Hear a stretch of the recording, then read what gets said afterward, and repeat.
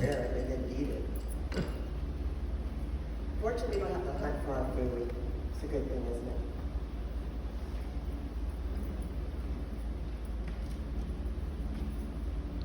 But there is an awful lot of things that we are able to do that don't require hunting. They do require a little bit of maybe personal evaluation or going a little bit deeper. You know, and I'm like preaching to the choir. All of you sitting out here have years of experience in the metaphysics and the spiritual realm. I'm not going to insult you with how I believe you need to do your spiritual life. I think you figured that out. But what a lot of us haven't figured out yet is how to drop all of that. It's just not an efficient energy any longer for any of us. And again, I'm espousing my belief system. But for the 7.6 billion people, yeah, plus alive on this planet, there's that many ways squared to heal. When I say heal, it's come to wholeness, to realign, to celebrate the, let's say, the cosmic reset. What about that idea? Cosmic reset. We all get to experience what it's like now to be God. To walk as if on this planet that we have the power and the might of the ascended masters and the angels and the guides all rolled up into our heart, softly speaking to us. Maybe there's a little bit of an entourage behind the drum beat. Maybe we're going to hear some cymbals and clang some bells and some chimes when we wake up to the voice of God inside. But you know, honestly, that word God has stumped me most of my life. In fact, this is probably my third time being in this establishment, and maybe my fourth time being in a church since I moved down south, Tacoma. My mom never forced any kind of religious affiliations upon me, and I'm so grateful for that. Thank you, Mom. Because then I didn't have to choose. I didn't have to choose life over a religious sort of percept. I could just decide that I would like to love myself, and if that's a religious percept, cool. And then I decided that it could be a really good thing to be a lot more joyful. And if that's a religious tenement, then sweet. But I suspect, like me, a lot of you are sick of the drudgery. Are sick of the checking in to make sure you're doing it just right. To make sure that you turned around in just the right degree to get the right trajectory of source moving into the top of your noggin. I don't know. I really don't think there's a right or wrong way to live your life, except for when you take yourself out of the equation of living your life. I've noticed myself and others doing that. Maybe kind of beating ourselves up just a little bit, because we don't know. We don't know what's happening. We don't know what's going on.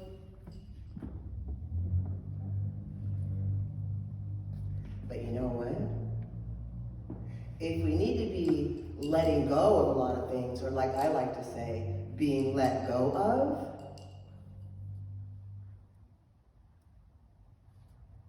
maybe there's nothing to know.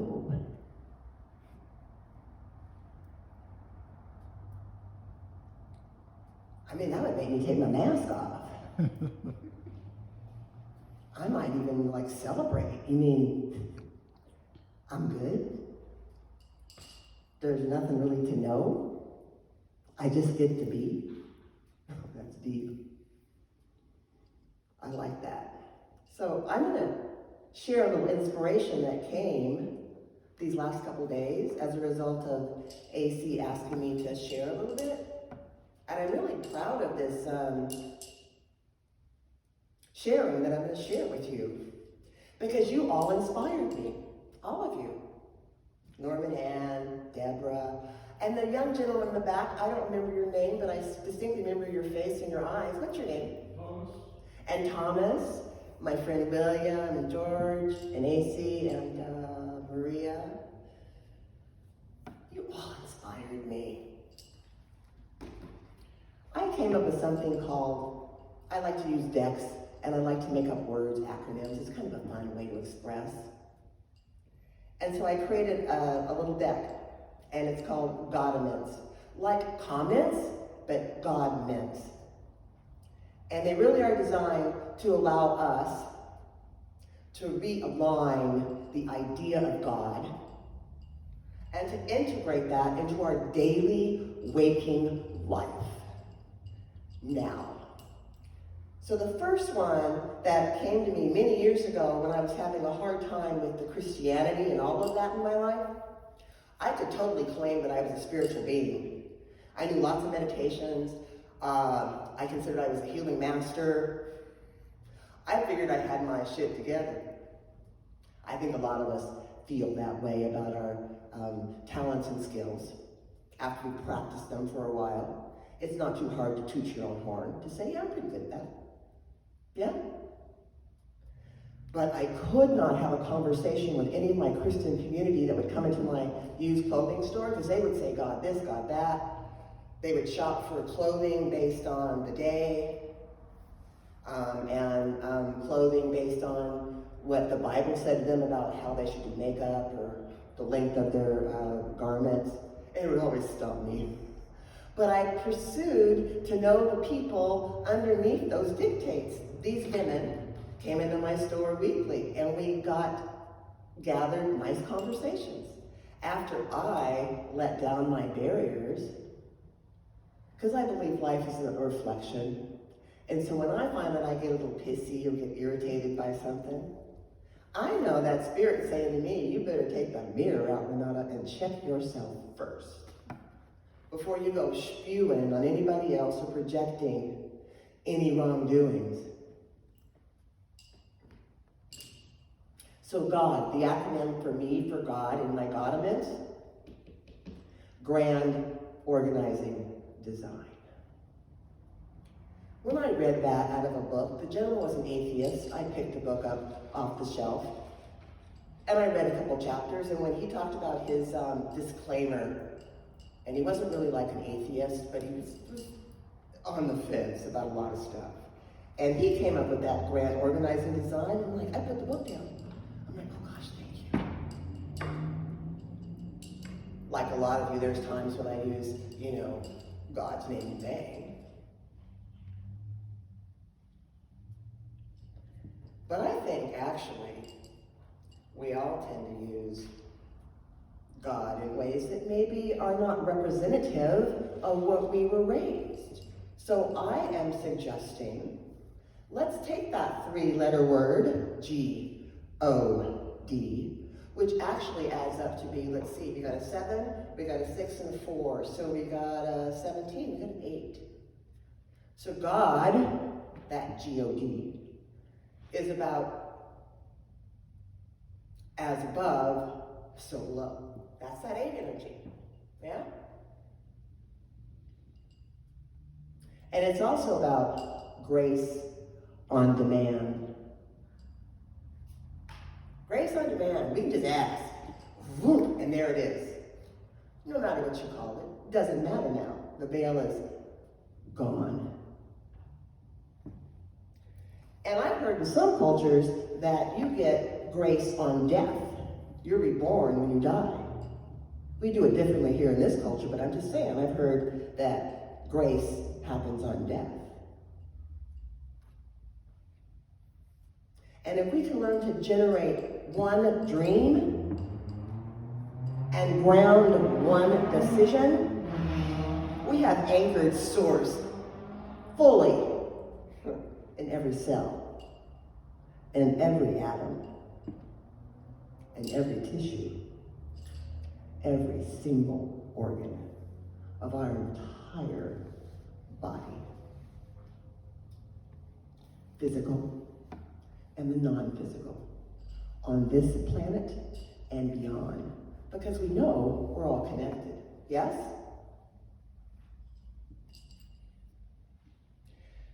But sometimes we have to put gossip on disgust. And you know what I mean by that is, sometimes we're just human, love the good, bad, and the ugly. Get your glass of wine and your cup of tea, pull your circle around, and we don't have to do spiritual work to elevate. Sometimes we just got to talk about the stuff. You know how we do from time to time. And don't beat yourself up about it, but don't stay there too long. But there's something about giving others dignity. Yeah? I mean, you can't do people's work for them, that's true. We got that. I know, let's see a raise of hands, you're fairly empathic and you can feel when something's happening to somebody and you rush over. If all of you do not raise your hand in here, everybody, thank you. Okay, let's get real. But unless we bring up the stuff and look at the stuff, we don't know where the new platform is, where the new step is, what the new dance steps are, right? I see you're all silent agreeers.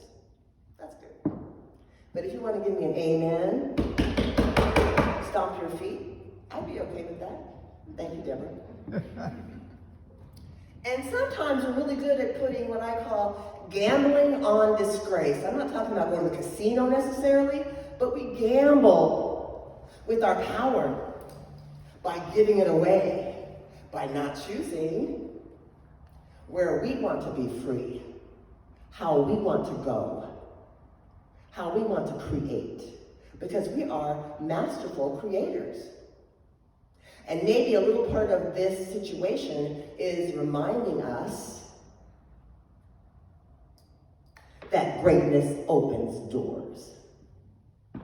In fact, it knocks them down. And oftentimes those gifts of duality are again just another mirror for us to observe where not to go as you watch others swim down that path. So go on and dream. Give openly daily.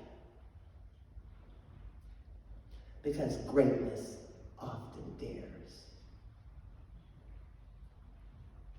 We love to say good, okay, done with this math thing, with all of it, like enough. Maybe we'll graduate one day. Or maybe we'll put growth on delight. And what I mean by that?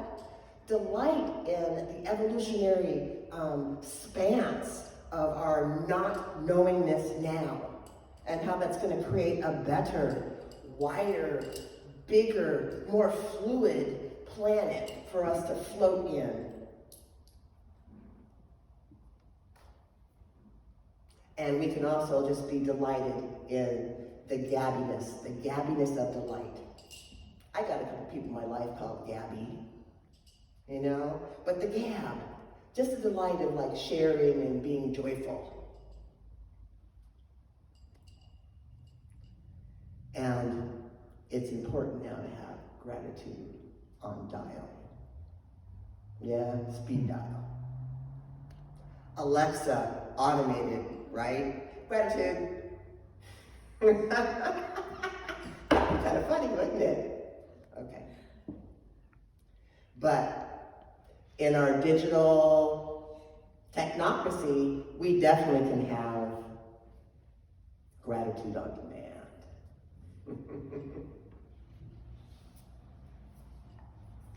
And we can also learn to groove on our departures away from the known, the safety. I feel you. It's scary out there now. And the only sanctity is in here in your heart. The largest beating love vibration that we need to tend to.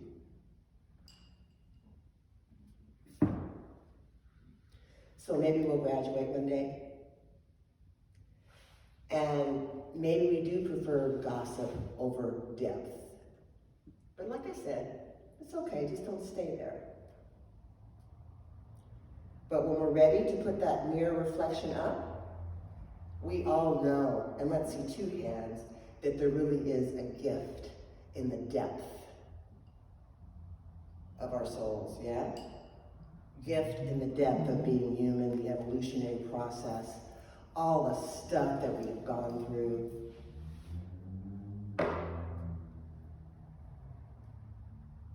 So I like to say, go on a dance, do a jig.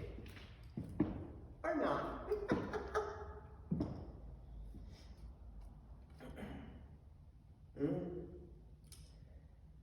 And I talked about that gifts on death, but we have been experiencing like many deaths. Yeah? Small deaths and then some big deaths. Big deaths for ourselves and our growth, our community, just the Mother Earth. Yeah.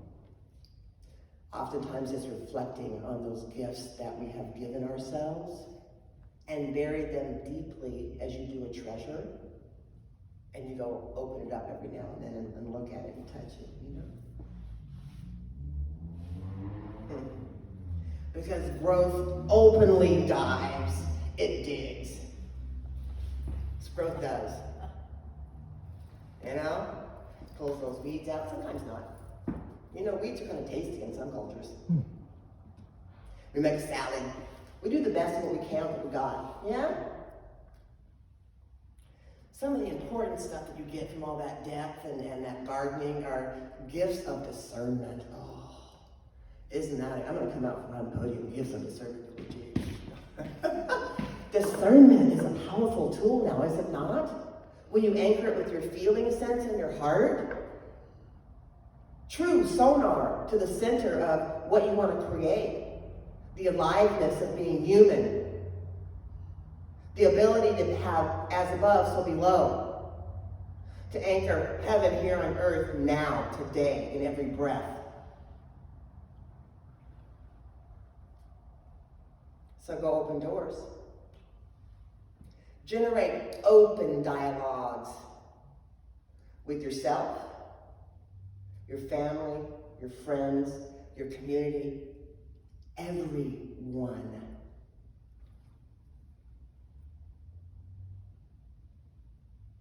Human and non-human. On this planet and off planet.